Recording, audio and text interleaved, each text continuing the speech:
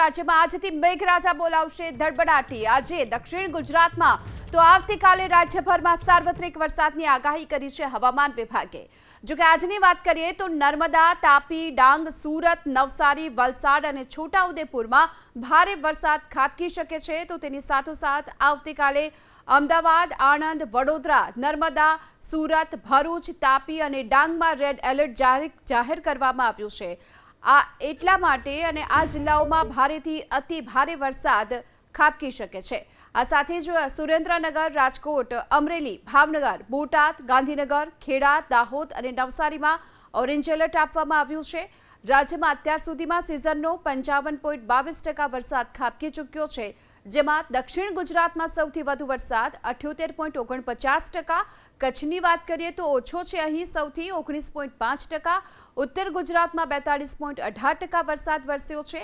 સૌરાષ્ટ્રની વાત કરીએ તો અહીં 43.98%, મધ્ય ગુજરાતમાં 47.86% વરસાદ ખાબકી ચૂક્યો છે।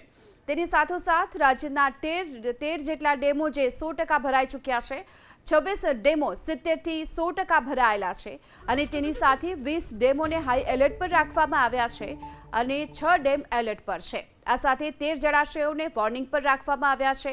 સરદાર સરોવર નર્મદા ડેમ કે જે 69.73% જેટલો ભરાઈ ચૂક્યો છે, આ સાથે જ રાજ્યના 206 જળાશયોમાં કુલ જળ સંગ્રહ 45.87% છે।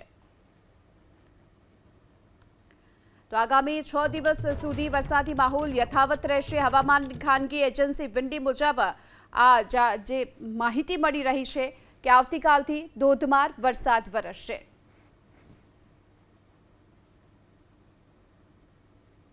તો આજે અને આવતીકાલે રેડ એલર્ટ જાહેર કરવામાં આવ્યું છે। તો તેની સાથે કુલ 4 જેટલી સિસ્ટમ સક્રિય થઈ છે। આ સિસ્ટમ શું છે, તેની અસર શું થઈ શકે તેની વાત કરી લઈએ તો ડીપ ડિપ્રેશનની સિસ્ટમ જે ખૂબ જ શક્તિશાળી વરસાદી સિસ્ટમ છે અને તેના કારણે ભારે વરસાદ ખાબકી શકે છે। તો એક સાથે આ 4 સિસ્ટમ સક્રિય થઈ છે, જેમાંની એક છે ડીપ ડિપ્રેશનની સિસ્ટમ, જેના કારણે અતિશય ભેજ અને ચક્રાવાતી પવનો આ લાવે છે સિસ્ટમ। આ ડીપ ડિપ્રેશનના કારણે ભારે વરસાદ વરસશે। અતિ ભારેથી અતિ ભારે વરસાદ વરસી શકે છે। તો એક સાથે 4 સિસ્ટમ જે સક્રિય થઈ છે અને તેના ભાગરૂપે જ કુલ 6 દિવસ સુધી ભારે વરસાદની આગાહી વ્યક્ત કરવામાં આવી છે, જેમાંની એક છે ડીપ ડિપ્રેશનની સિસ્ટમ, જેના કારણે પવનની ઝડપ ખૂબ જ વધી જતી હોય છે। આ સાથે જ બીજી સિસ્ટમની વાત કરીએ મોન્સૂન ટ્રફ। ટ્રફ એટલે ઓછા દબાણની એક લાંબી પટ્ટી હોય છે, જે મોન્સૂન ટ્રફ ચોમાસા માટેનો મુખ્ય હાઈવે ગણવામાં આવે છે અને તેના થકી જે ચોમાસાના વાદળો છે તે બંધાય છે અને તેના કારણે ભારે વરસાદ વરસે છે।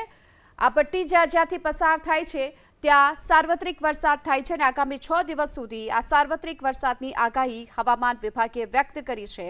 અને અરબી સમુદ્ર અને બંગાળની ખાડીમાંથી ભેજવાળા પવનો ભેગા થાય છે આ મોન્સૂન ટ્રફના કારણે અને તેના કારણે જ ભારે વરસાદ અને સાર્વત્રિક વરસાદ વરસે છે। આ સાથે વાત કરી લઈએ હવે આ મોન્સૂન ટ્રફ સિવાય 2 ટ્રફ જ્યારે સક્રિય હોય ત્યારે એક સાથે ચોમાસું સક્રિય થઈ જતું હોય છે।